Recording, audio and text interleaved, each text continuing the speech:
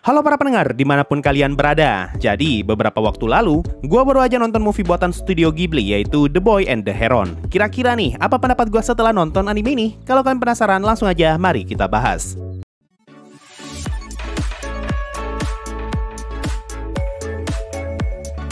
Pertama-tama, gue pengen ngasih tahu kalian kalau gue bukanlah orang yang ngefans sama Ghibli. Bahkan gue baru mulai nonton anime buatannya Ghibli ketika gue udah mulai ngebuat channel YouTube Megane Sensei sekitar 1 atau 2 tahun lalu. Dan sampai detik ini, gue baru aja nonton 3 judul anime Ghibli, yaitu Spirited Away, Castle in the Sky, dan Kiki Delivery Service. Ini berarti The Boy and the Heron adalah film Ghibli keempat yang gue tonton. Jadi bisa dibilang, gue sama sekali tidak punya ketertarikan emosi dengan karya-karyanya Ghibli. Dan gue sama sekali tidak punya perasaan nostalgia ketika nonton anime buatan mereka. Ini yang jadi alasan kenapa gue sama sekali tidak tertarik untuk nyari tahu tentang The Boy and the Heron sebelum gue nonton animenya. Gue sama sekali tidak pernah ngeliat trailernya, gue tidak pernah ngeliat sinopsisnya, gue tidak perhatikan posternya, gue tidak tahu genre-nya, dan gue bahkan tidak tahu berapa lama durasi anime ini. Satu-satunya alasan kenapa gue mau nonton anime ini murni karena gue penasaran akan seperti apa anime buatan Ghibli di era modern saat ini. Dan kebetulan bioskop kali-kali satu di tempat gue akhirnya nayangin anime lagi setelah terakhir kali mereka nayangin anime Suzume no Tojimari. Oke, sekarang mari kita bahas pendapat gue mengenai anime The Boy and the Heron.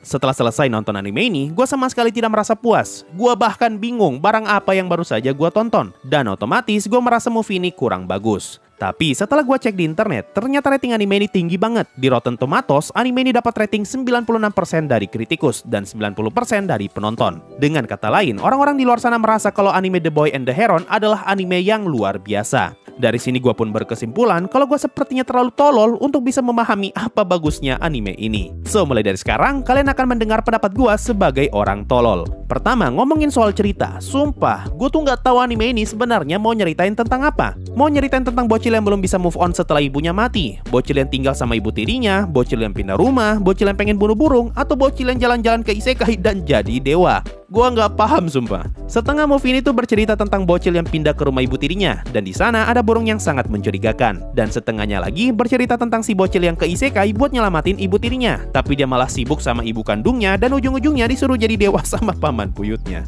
Apa coba? Gua nggak tahu ya berapa durasi pasti setiap babaknya, tapi gua bakal beranggapan kalau setengah babak movie ini berdurasi 1 jam. Soalnya pacing anime ini lambat banget dan durasi filmnya pun lama banget, yaitu sekitar 2 jam. Nah, di babak pertama yaitu 1 jam pertama, bercerita tentang bocil yang kehilangan ibunya setelah rumah sakit tempat ibunya bekerja terbakar. Beberapa tahun pun berlalu dan ayahnya nikah lagi dengan adik ibunya. Lalu mereka pun pindah rumah ke rumah ibu tirinya. Jadi sekitar 1 jam pertama, isinya tuh cuma nyeritain si bocil yang pindah rumah dan perlahan-lahan dia menyadari adanya keanehan di tempat tersebut, terutama si burung biru yang ada di rumah itu. Masuk babak kedua, barulah si bocil pergi ke isekai. Jadi, setelah melihat banyaknya keanehan, si bocil pun ngebuat panah untuk melawan si burung biru. Dan pada saat itu, dia melihat ibu tirinya yang masuk ke dalam hutan. Si bocil pun mencari ibu tirinya yang hilang, dan singkat cerita, dia malah terkirim ke isekai. Lalu selama di isekai, si bocil dan si burung biru sama-sama berpetualang mencari ibu tirinya yang hilang. Tapi di tengah jalan, si bocil malah ketemu ibu kandungnya yang masih kecil. Dan dia malah ketemu sama kakek buyutnya yang minta si bocil untuk jadi dewa baru di isekai. Dari sini kalian harusnya sudah punya gambaran bagaimana cerita anime ini berkembang. Dari yang awalnya nyeritain bocil pindah rumah, berubah jadi bocil yang ke isekai dan disuruh jadi dewa.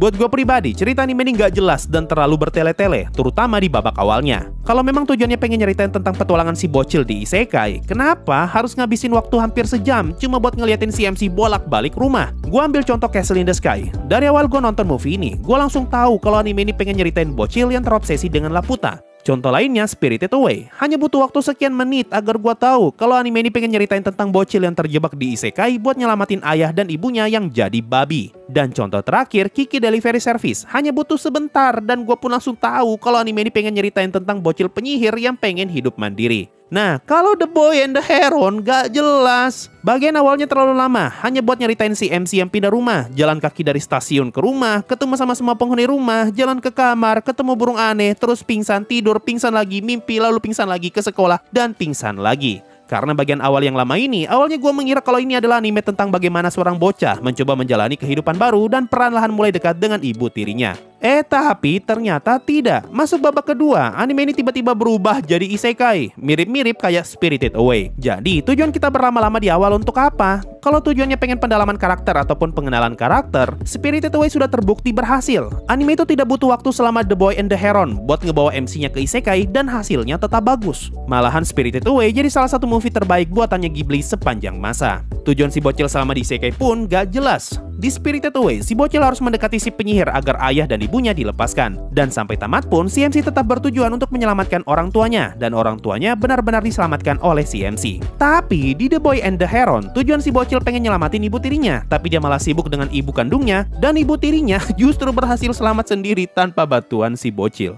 Barulah di ending, si ibu tiri ketemuan dengan si bocil yang secara kebetulan dan di saat yang bersamaan juga pengen kabur dari isekai itu. Buat gue yang tolol ini, cerita The Boy and the Heron sangat tidak bisa gue pahami. Mau dibawa kemana, premisnya nyeritain apa, prosesnya bagaimana, dan hasil akhirnya tentang apa. Semuanya terasa seperti nggak nyambung. Lalu, kalau ngomongin soal cerita di isekai, gue nggak paham sumpah, untuk apa si MC ke isekai? Si paman buyutnya kan pengen ngebuat si bocil jadi dewa dengan ngebuat menara baru. Tapi, belum lama mereka ketemuan, tiba-tiba si Raja Burung datang dan ngerusak tower milik paman buyutnya. Otomatis, dunia isekai itu pun hancur dan ngebuat semua penghuninya mengungsi keluar. Lalu, animenya tamat. Nah, yang jadi pertanyaan, apa coba gunanya si bocil jauh-jauh ketemu paman buyutnya kalau klimaksnya cuma gitu doang? Bahkan si bocil masih belum ngapa-ngapain, dan dunia itu malah hancur karena karakter sampingan. Kalau yang ngehancurin dunia itu ternyata si bocil, mungkin gue masih terima, karena itu adalah bentuk pernyataan sikapnya. Tapi yang hancurin tower itu justru orang lain loh. Apa coba tujuannya? Oke, sudah cukup ngomongin cerita, sekarang mari kita ngomongin soal pacing animenya. Dari segi pacing, ampun pak, pacing film ini lama banget, terutama di babak awal, lagi-lagi dan lagi babak awal. Kalau kalian adalah tipe orang yang ngantuk nonton anime Frieren, gue rasa kalian bakalan pingsan kalau nonton The Boy and the Heron. Movie ini lambatnya minta ampun, sudah lambat, durasinya 2 jam pula. Seperti yang gue bilang tadi, 1 jam isinya itu cuma ngeliatin si bocah pindah rumah dan keliling rumah. Ada banyak banget scene yang terkesan pelan banget dan seakan-akan yang bikin anime ini tuh pengen penontonnya melihat semua gerak-gerik karakternya. Mulai dari scene naik becak, jalan menuju rumah, turun sebentar buat hormat ke tentara, naik lagi, jalan lagi ke rumah, naik tangga ke rumah, keliling rumah, ketemu penghuni rumah, lihat-lihat kamar, dan tidur, lalu jalan keliling rumah lagi, lihat gedung terbengkalai, dan tidur. Semuanya diliatin, bahkan si bocil merangkak pun dilihatin setiap langkahnya. Bukan cuma scene-nya yang terasa pelan, bahkan dialognya pun kerasa pelan. Kurang lebih sepertiga di babak pertama, MC kita jarang banget ngomong. Bahkan 10 atau mungkin 15 menit pertama, dia sama sekali tidak ngomong. Yang ngomong justru adalah ibu tirinya, dan cara ngomong ibu tirinya tuh ayu banget. Tipikal karakter elegan yang kalau ngomong santai dan pelan banget. Nah, belum habis sampai di situ, anime ini ternyata masih bisa lebih pelan lagi. Ada banyak banget momen, terutama di babak awal yang tidak dikasih musik dan dibiarkan kosong begitu saja. Jadi bayangkan, selama belasan atau mungkin puluhan menit, anime ini ngeliatin banyak sekali gambar yang buat gua terkesan bertele-tele. Ceritanya pun belum jelas mau dibawa kemana, ditambah MC yang hampir nggak ngomong sama sekali. Dan sekalipun ada yang ngomong, ngomongnya malah lambat, dan musiknya pun jarang-jarang. Sebuah kombinasi mematikan untuk ngebuat orang ketiduran ketika lagi nonton. Makanya gua bilang, kalau kalian nonton Frieren saja tidur, padahal anime Frieren ramai dengan musik, apalagi kalau kalian nonton anime ini yang jauh lebih pelan dan lebih sunyi daripada Frieren. Saking sunyinya, bahkan ketika gue lagi nonton, suara AC bioskop terdengar jauh lebih berisik daripada anime ini.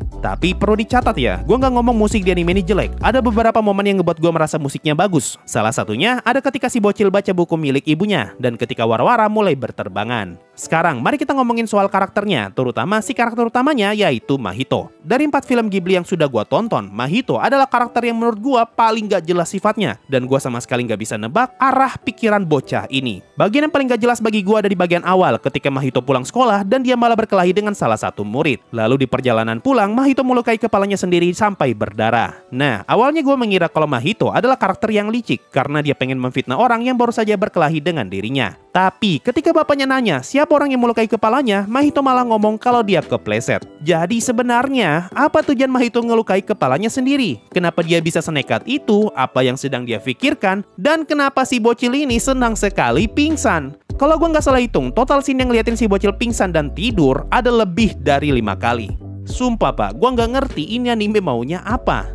Sekarang kalau ngomongin soal visual, di mata gua, The Boy and the Heron terlihat sama saja dengan film Ghibli lainnya. Visualnya cantik dan indah ala film-film buatannya Ghibli. So bagian ini gua sama sekali nggak ada komentar. Tapi buat gua, apalah artinya visual yang cantik kalau cerita dan segala macam unsur lainnya tidak berhasil ngebuat gua betah ketika lagi nonton.